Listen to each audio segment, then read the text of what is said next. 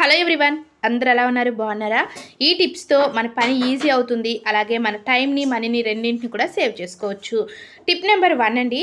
మనము ఈ కార్తీక మాసంలోని దీపం గట్ట పెడుతూ ఉంటాము. తులసి కోట ముందు దీపం పెడుతూ ఉంటారు, అలాగే ద్వారబంధం ముందు గట్ట పొద్దున్న లేచి మనం ఇలా చక్కగా తలంటు స్నానం గట్ట చేసేసి ఈ కార్తీక మాసం అన్న రోజులు కూడా ఇలా దీపం పెట్టుకుంటూ ఉంటాం కదా. ముఖ్యంగా ఈ తులసి కోట ముందు దీపం పెట్టుకునేటప్పుడు తులసి కోట అనేది మనకి బయట ఉంటుంది కాబట్టి బయట గాలి ఏదైనా వచ్చినా సరే వెంటనే మనకి దీపం అనేది ఆరిపోతుంది ఉంటుంది కదండి. కొండెక్కిపోయింది అని అంటారు కదా.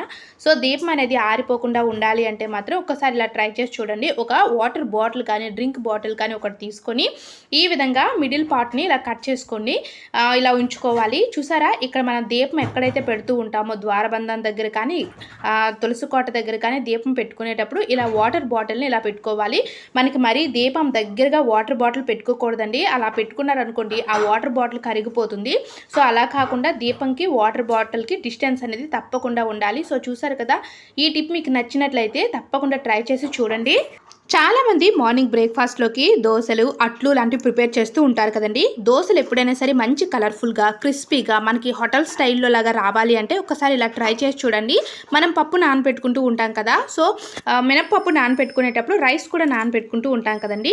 నార్మల్గా ఒక్క రైసే కాకుండా అందులోని కొంచెము శనగపప్పు, అలాగే చూసారు కదా ఒక 1 స్పూన్ వరకు కూడా మెంతులు కూడా అందులో వేసుకొని నానబెట్టుకుంటే మనకి దోశలు అనేవి క్రిస్పీగా వస్తాయి, మంచి టేస్ట్గా కూడా వస్తాయి.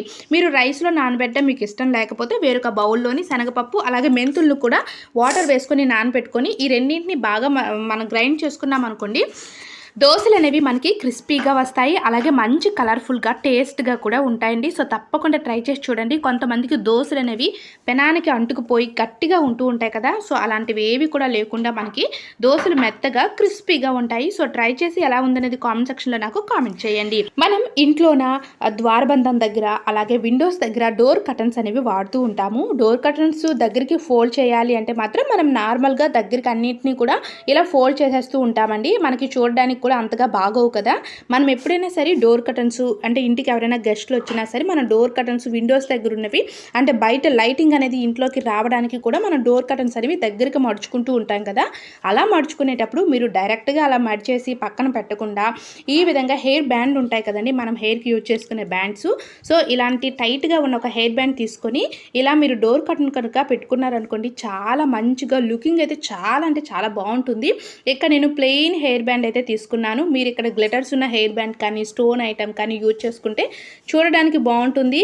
తప్పకుండా ట్రై చేసి చూడండి. ఇంటికి ఇలాంటి సింపుల్ టిప్స్ మన ఛానల్లో చాలా వీడియోస్ ఉన్నాయి. సో తప్పకుండా చూడండి. నెక్స్ట్ యూస్ఫుల్ టిప్ అండి, ఇది మనందరికీ కూడా చాలా అంటే చాలా బాగా యూజ్ అవుతుందనే చెప్పొచ్చు.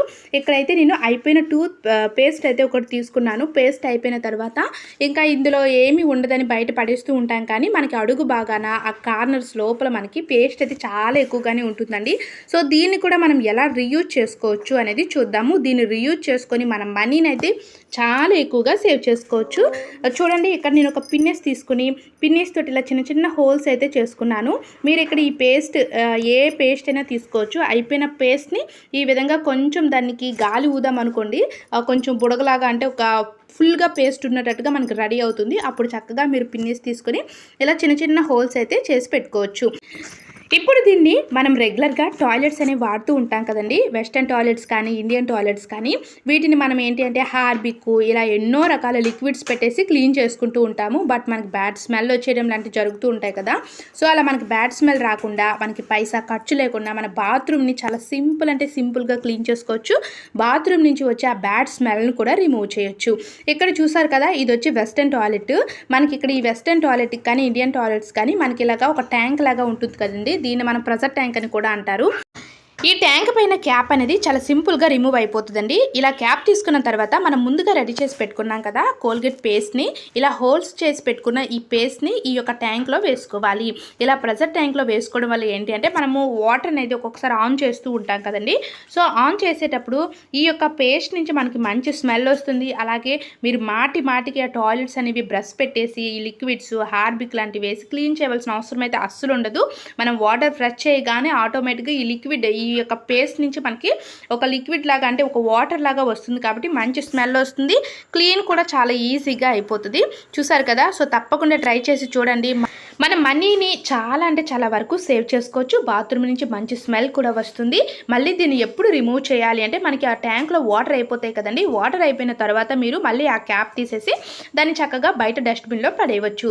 చూసారు కదా, ఎప్పుడైనా సరే ఇలా మనము సింపుల్గా ఇలాంటి చిన్న చిన్న టిప్స్ అండ్ ట్రిక్స్ వాడేసి మన బాత్రూమ్ని కానీ మన ఇంటిని కానీ నీట్గా మెయింటైన్ చేసుకోవచ్చు.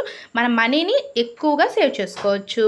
నెక్స్ట్ మరొక యూస్ఫుల్ టిప్, ఇక్కడ చూడండి, ఒక బౌల్ తీసుకున్నాను, అలాగే కొంచెం కోల్గేట్ పేస్ట్ కూడా తీసుకున్నాను. మీరు ఇక్కడ ఏంటి అంటే పేస్ట్ మనం ఎందుకు ఎక్కువగా అంటే పేస్ట్ ఒక టీత్కే కాకుండా సో పళ్ళ క్లీనింగ్కే కాకుండా ఇంట్లో ఉన్న ఐటమ్స్ని క్లీన్ కూడా చాలా అంటే చాలా బాగా యూజ్ అవుతుందండి. అలాగే ఇక్కడ విమ్ లిక్విడ్ కానీ మనం వాషింగ్ మిషన్లో వేసుకునే ఏరియల్ కానీ వాసో లిక్విడ్ కానీ ఏదైనా కొంచెం వేసుకొని ఇందులో కొంచెం వాటర్ కూడా మిక్స్ చేసేసుకొని దీన్ని ఒక లిక్విడ్ లాగా రెడీ చేసుకోవాలి. ఏదైనా యూజ్ చేయని బ్రష్ ఉంటుంది కదండి, సో ఆ బ్రష్తోనే మనం ఇలా ఒక లిక్విడ్ లాగా రెడీ చేసి పెట్టుకుంటే ఈ లిక్విడ్ అనేది క్లీనింగ్కి చాలా బాగా యూజ్ అవుతుంది. మన ఇంట్లో వాష్ బేసిన్స్ లాంటివి ఉంటూ ఉంటాయి కదండి, సింక్, వాష్ బేసిన్స్, వాష్రూమ్ పక్కన గట్టు ఉంటూ ఉంటాయి. ఇవేంటి అంటే బాగా డల్గా ఉంటాయి. దీని యొక్క షైనింగ్ అంతా పోయి డల్ షేడ్ వచ్చేస్తూ ఉంటాయి కదా. మనకి డల్ షేడ్ అనేది పోయి మనకి మంచిగా షైనింగ్గా ఉండాలి అంటే మాత్రము మనం ముందుగా ప్రిపేర్ చేసుకునే ఈ లిక్విడ్ని ఆ వాష్ బేసిన్స్లో వేసుకొని క్లీన్ చేసుకుంటే మనకి ఏంటి అంటే డల్ షేడ్ ఎక్కువగా ఉంటుంది కాబట్టి ఆ డల్ షేడ్ అంతా కూడా పోయి అలాగే ఆ మురికి అంతా కూడా రిమూవ్ అయిపోయి మనకి ఆ వాష్ బేసిన్స్ అనేవి చాలా నీట్గా ఉంటాయి. అలాగే గిన్నెలు తోముకునే సింక్ ఉంటుంది కదండి, సింక్ కూడా మనకి నల్లగా మురికి పట్టేసి నాచు పట్టేసి ఉంటుంది. సో దాన్ని కూడా మనం ఈ లిక్విడ్ తోటి నీట్గా క్లీన్ చేసుకోవచ్చు.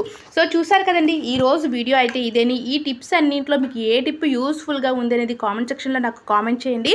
ఇలాంటి టిప్స్ అండ్ ట్రిక్స్తో మనం మనీని టైంని రెండింటిని కూడా సేవ్ చేసుకోవచ్చు.